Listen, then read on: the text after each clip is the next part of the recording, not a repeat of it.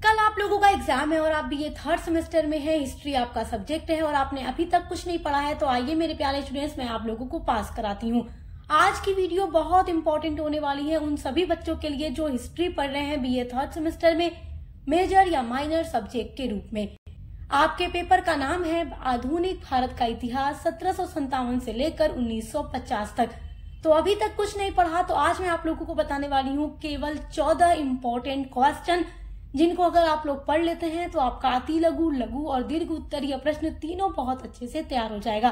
तो कुछ भी नहीं पढ़ा है जिन बच्चों ने, उनके लिए आज का ये वीडियो वेरी वेरी इंपॉर्टेंट होने वाला है।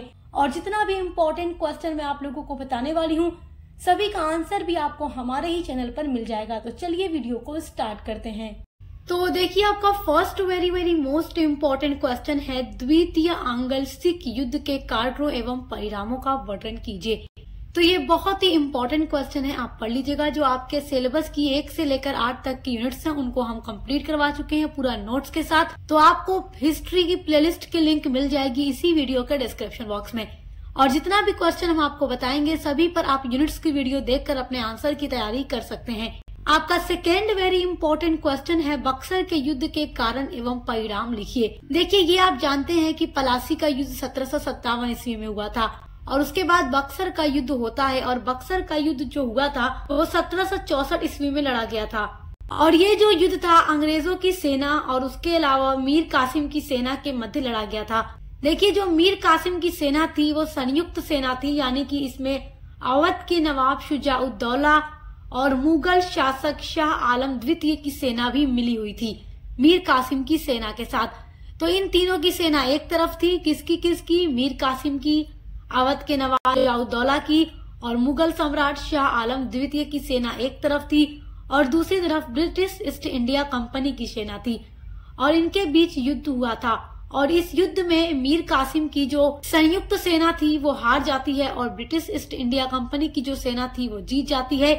और बक्सर का युद्ध एक ऐसा युद्ध था जिसके बाद से ही भारत में ब्रिटिश शासन की नींव और मजबूत हो गई। इसके बाद से ही जो अंग्रेज थे यहाँ पर बहुत ही तेजी से मजबूत हुए थे। तो हमने बक्सर के युद्ध के बारे में भी आपको पढ़ाया है, इसके कारणों के बारे में पढ़ाया है और इसका क्या परिणाम हुआ। देखिए, बक्सर के युद्ध के बाद ही इलाहाबाद की संधि हुई थी और ये संधि अंग्रेजों को और मजबूत बना देती है। आपका तीसरा वेरी इंपॉर्टेंट क्वेश्चन है, भारत में कृषि का व्यावसायीकरण और उसके प्रभाव का वर्णन कीजिए। तो भारत में कृषि का जो व्यावसायीकरण है ये बहुत ही इम्पोर्टेंट टॉपिक है और यहाँ से लॉन्ग और शॉर्ट दोनों में क्वेश्चन पूछता है।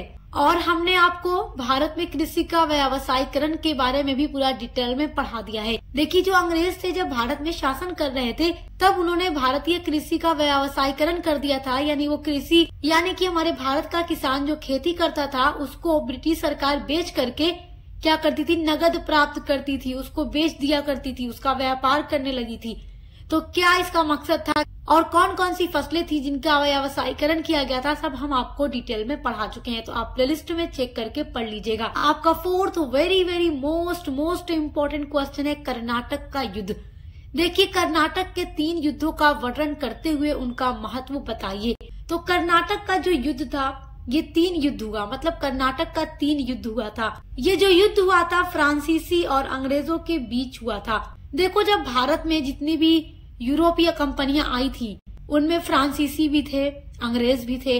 अब अंग्रेजों का मकसद तो भारत पर शासन करना था ही, साथ ही साथ जो फ्रांसीसी भारत आए थे व्यापार करने के उद्देश्य से, उनका भी मकसद यहाँ पर शासन करना बन रहा था। तो अब देखो, जहाँ एक तरफ अंग्रेजों का वही उद्देश्य है, दूसरी तरफ वही फ्रांसीसियों का उद्देश्य है, तो फिर तो संघर्ष बनेगा ही। तो फ्रांसीसी और अंग्रेजों के बीच संघर्ष स्थापित हो गया और वही संघर्ष कर्नाटक के युद्ध के रूप में सामने आया। इनके बीच 3 कर्नाटक का युद्ध हुआ और इस युद्ध में देखो, फ्रांसीसी हार जाते हैं और अंग्रेज जीत जाते हैं। तो अंग्रेजों की जीत के क्या कारण थे कि उनके पास पूंजी अधिक थी, उनके पास संसाधन अधिक थे, उनके पास एक अच्छी कौशल सेना थी, जबकि फ्रांसीसियों के पास इन सब चीजों का अभाव था। न ही उनके पास एक अच्छा लीडर था, न ही उनके पास संसाधन थे, न ही पूंजी थी, जिस वजह से वो हार जाते हैं और अंग्रेज जीत जाते हैं। और इसके बाद क्या होता है कि अंग्रेजों का शासन मजबूत होता जाता है भारत में। तो कर्नाटक के युद्ध के बारे में भी हमने आपको डिटेल में पढ़ा दिया है। आप हमारे चैनल पर प्लेलिस्ट में चेक करके पढ़ लीजिएगा। प्लेलिस्ट की लिंक आपको मिल जाएगी इसी वीडियो के डिस्क्रिप्शन बॉक्स में। आपका क्वेश्चन नंबर 5 है, भारत में ब्रिटिश सरकार की आर्थिक नीतियों का क्या प्रभाव हुआ। तो देखो, भारत में ब्रिटिश सरकार की जितनी भी आर्थिक नीतियां थी, ये सारा टॉपिक बहुत इम्पोर्टेंट है और सब हम आपको बहुत ही डिटेल में पढ़ा चुके हैं। और आपके लिए देखिए जो महा मैराथन क्लास होगी ना, जिसमें इम्पोर्टेंट क्वेश्चन के साथ साथ आंसर भी बताए जाते हैं, उस पर भी हमने वीडियो अपलोड कर दी है आपके हिस्ट्री के लिए भी और अदर सभी सब्जेक्ट के लिए। तो आप चेक करके वहां से भी अच्छी तैयारी कर सकते हैं। यहाँ पे हम सारे वो क्वेश्चंस बता रहे हैं जो आपके लॉन्ग के लिए इम्पोर्टेंट हैं, यानी सेक्शन बी या सेक्शन सी के लिए। और आप इन क्वेश्चंस को अगर पढ़ेंगे तो सेक्शन ए की भी तैयारी आपकी हो जाएगी, क्योंकि जब भी हम किसी भी चीज को लॉन्ग तरीके से पढ़ते हैं तो शॉर्ट हमारा इजीली अटेम्प्ट हो जाता है। आपका अगला क्वेश्चन देखिए, ये क्वेश्चन बहुत ही इम्पोर्टेंट है। क्वेश्चन नंबर 6 आपका है, यूरोपीय कंपनियों का भारत में आगमन के कारण और उद्देश्य का वर्णन कीजिए।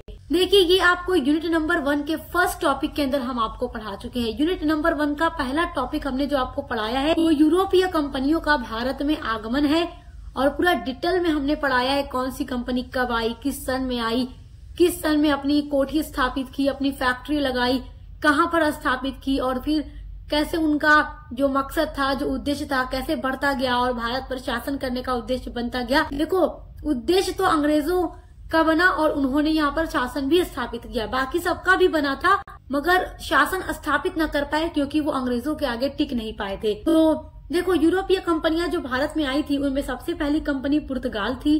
पुर्तगाल कंपनी भारत आई, उसके बाद डच आए, उसके बाद अंग्रेज आए, उसके बाद डेनिश आए और उसके बाद फ्रांसीसी कंपनी भारत आई जो कि सबसे लास्ट में आई थी। और सभी के बारे में हमने डिटेल में आपको पढ़ाया हुआ है। और इन सभी कंपनियों में से जो सबसे इम्पोर्टेंट कंपनी है वो ब्रिटिश ईस्ट इंडिया कंपनी है, क्योंकि यही वो कंपनी है जिसने हमारे भारत पर लगभग 200 वर्षों शासन किया था। तो इनके बारे में आपको अधिक पढ़ना होगा और सब कुछ हमने आपको पढ़ाया हुआ है। आपका क्वेश्चन नंबर 7 है, औपनिवेशिक भारत में रेलवे एवं शिक्षा का विकास का वर्णन कीजिए। वेरी वेरी इंपॉर्टेंट क्वेश्चन है, लॉन्ग में पूछता है। औपनिवेशिक भारत का मतलब कि जब हमारे भारत में अंग्रेजों का शासन था, भारत में जब अंग्रेजों का शासन था तो उस टाइम रेलवे और शिक्षा का विकास हुआ, तो इसका वर्णन कीजिए। तो देखिए, औपनिवेशिक भारत में रेलवे का विकास ब्रिटिश साम्राज्य के आर्थिक और राजनीतिक हितों को साधने के लिए किया गया था, जिसने भारत के संसाधनों के दोहन और ब्रिटिश माल के प्रसार को बढ़ावा दिया। वहीं हमारे भारत में जो शिक्षा का विकास हुआ मुख्य रूप से पश्चिमी ढंग से शिक्षित वर्ग को तैयार करने के लिए हुआ, यानी पाश्चात्य शिक्षा को यहाँ पर लाने के लिए यहाँ पर शिक्षा का विकास अंग्रेजों ने किया, जो ब्रिटिश शासन में सहायक के रूप में काम आ सके, ताकि अंग्रेज चाहते थे कि भारत लोग पाश्चात्य शिक्षा के बारे में समझें और ताकि हमारे काम में ये लोग आ सकें। आपका अगला वेरी मोस्ट इम्पोर्टेंट क्वेश्चन है जो आपके एग्जाम में जरूर पूछेगा और आपका क्वेश्चन है, बंगाल के विभाजन में लॉर्ड कर्जन के क्या उद्देश्य थे। ये क्वेश्चन आपसे ऐसे भी पूछ सकता है या आपसे पूछ सकता है, बंगाल विभाजन के बारे में वर्णन कीजिए। तो किसी भी तरीके से आपसे क्वेश्चन पूछ सकता है। देखो, बंगाल का विभाजन लॉर्ड कर्जन ने किया था। लॉर्ड कर्जन ने 1905 में बंगाल का विभाजन किया था। बंगाल के विभाजन करने के पीछे लॉर्ड कर्जन के क्या उद्देश्य थे, क्या मकसद था, ये बात आप जानते ही हैं कि बंगाल वो प्रांत था हमारे भारत का जो एक बहुत बड़ा प्रांत था और इसकी आबादी बहुत अधिक थी। और अंग्रेज जब यहाँ पर शासन कर रहे थे और जो भी अंग्रेजों के गलत काम होते थे, जब उसके खिलाफ भारत की आवाज उठाते थे, तो जितनी भी राष्ट्रवाद की भावना होती थी वो बंगाल से ही उठती थी और पूरे भारत में फैलती थी। और बंगाल इतना बड़ा प्रांत था तो अंग्रेजों ने सोचा, लॉर्ड कर्जन ने सोचा कि क्यों न बंगाल को बांट दिया जाए, 2 टुकड़ों में कर दिया जाए, क्योंकि हिंदू और मुसलमान की एकता ब्रिटिश सरकार भारत में देख रही थी। और लॉर्ड कर्जन ने ये इरादा किया कि जब बंगाल को हम 2 टुकड़ों में बांट देंगे, पश्चिमी बंगाल और पूर्वी बंगाल, एक तरफ मुसलमानों को अधिक रखेंगे, दूसरी तरफ हिंदू को अधिक रखेंगे, धीरे धीरे इनमें दूरियां हो जाएंगी, फूट डल जाएगी और हमारा शासन करने का मकसद और आसान हो जाएगा। तो ब्रिटिश सरकार ने नीति अपनाई, फूट डालो और शासन करो। और वही फूट डालो शासन करो नीति अपनाने के बाद ही इन्होंने बंगाल का विभाजन 1905 ईस्वी में कर दिया। पश्चिम बंगाल में हिंदू इन्होंने अधिक रखा और मुसलमानों को कम, और पूर्वी बंगाल में मुसलमान अधिक थे, हिंदू कम थे। और वही पूर्वी बंगाल आज वर्तमान का बांग्लादेश है। तो देखिए, 1905 में बंगाल का विभाजन हुआ और इसके पीछे क्या मकसद था, हिंदू मुसलमान की एकता में फूट डालना। तो जब बंगाल का विभाजन किया गया तो हिंदू और मुसलमानों ने इसका खुलकर विरोध किया। उन्होंने कहा कि तुम हमें चाहे कितना भी बांट लो, हम हमेशा एक थे, एक हैं, एक रहेंगे। हिंदू और मुसलमानों ने एक दूसरे की कलाई पर राखी बांधी और भाईचारे का संदेश ब्रिटिश सरकार को दिया। और देखिए, जब 1906 आता है तो अंग्रेजों ने मुसलमानों को भड़का भड़का के मुसलमानों की एक अलग पार्टी बनवा दी। मुस्लिम लीग। इन्होंने कहा, मतलब अंग्रेजों ने मुसलमानों को ये भड़काया कि कांग्रेस पार्टी तुम्हारी नहीं है, ये हिंदू की पार्टी है, तुम अपनी अलग पार्टी बनाओ। तो इस तरीके से एक अलग पार्टी बनी और धीरे धीरे हिंदू मुसलमान में इन्होंने फूट डालने का काम कर दिया। और जब बंगाल का विभाजन किया गया था तो इसके बाद ही स्वदेशी मूवमेंट बहुत तेजी से हमारे भारत में फैला था, जिसका मकसद था, जिसका उद्देश्य था, स्वदेशी अपनाओ, अपने देश में बनी वस्तुओं का प्रयोग करो और विदेशी वस्तुओं का बहिष्कार करो, जला दो, फेंक दो। आपका अगला वेरी इंपॉर्टेंट क्वेश्चन है, प्लासी के युद्ध का वर्णन कीजिए। तो ये भी बहुत इंपॉर्टेंट क्वेश्चन है और जितना क्वेश्चन मैं आपको बता रही हूँ सारा आपको पढ़कर ही जाना है, क्योंकि सारा क्वेश्चन आपका यहीं से आने वाला है इस बार हर यूनिवर्सिटी में। तो देखिए, प्लासी का युद्ध जो था 1757 ईस्वी में लॉर्ड क्लाइव के नेतृत्व वाली ब्रिटिश ईस्ट इंडिया कंपनी की सेना और बंगाल के नवाब सिराजुद्दौला की सेना के बीच में हुआ था। और इस युद्ध में अंग्रेजों की जीत होती है और बंगाल के नवाब सिराजुद्दौला की हार हो जाती है। और देखिए, इस युद्ध में क्या होता है कि जो बंगाल के नवाब सिराजुद्दौला का सेनापति था मीर जाफर, उसने अपने नवाब को धोखा दे दिया और अंग्रेजों की ओर जाकर मिला। और जब अंग्रेज इस युद्ध में जीत जाते हैं तो मीर जाफर को बंगाल का नवाब बनाते हैं और मीर जाफर अंग्रेजों की हाथों की कठपुतली था। लेकिन जब धीरे धीरे अंग्रेजों ने देखा कि मीर जाफर उनके उद्देश्यों पर पूरी तरीके से खरा नहीं उतर रहा, जैसे उन्हें चाहिए वो नहीं कर रहा, तो उसके बाद वो मीर कासिम को बंगाल का नवाब बना देते हैं।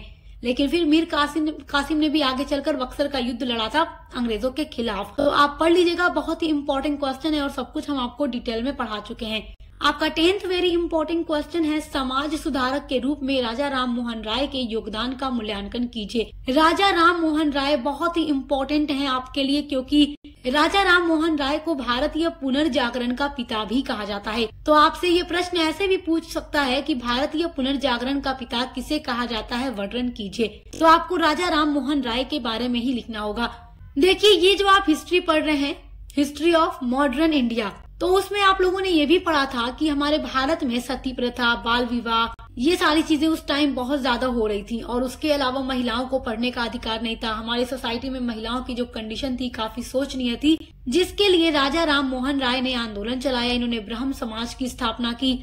उसके अलावा राजा राम मोहन राय के अलावा भी बहुत सारे समाज सुधारक सामने आए, जैसे स्वामी विवेकानंद, ईश्वर चंद्र विद्यासागर, दयानंद सरस्वती। इस तरीके से बहुत सारे समाज सुधारक हमारे समाज में उभरे, जिन्होंने हमारे समाज को सुधारने का काम किया।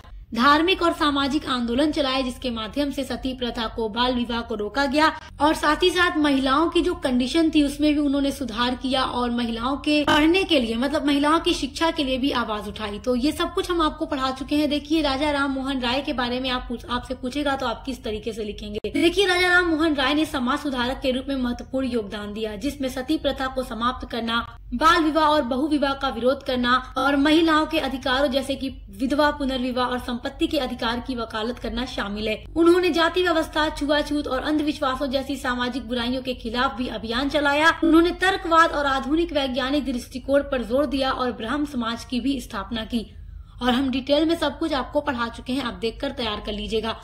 आपका नेक्स्ट वेरी इंपॉर्टेंट क्वेश्चन है, 1857 के विद्रोह के परिणाम की चर्चा कीजिए। 1857 का जो विद्रोह हुआ था, आप इसको जानते ही हैं। इसको हमारे भारत का प्रथम स्वतंत्रता संग्राम भी कहा जाता है और हम आपको डिटेल में इसके बारे में पढ़ा चुके हैं। बहुत ही इंपॉर्टेंट ये आपका क्वेश्चन है, आप पढ़ लीजिएगा।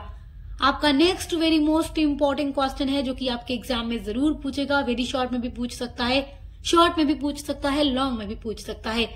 आपका क्वेश्चन है, औपनिवेशिक भारत में भू राजस्व प्रणाली का वर्णन कीजिए।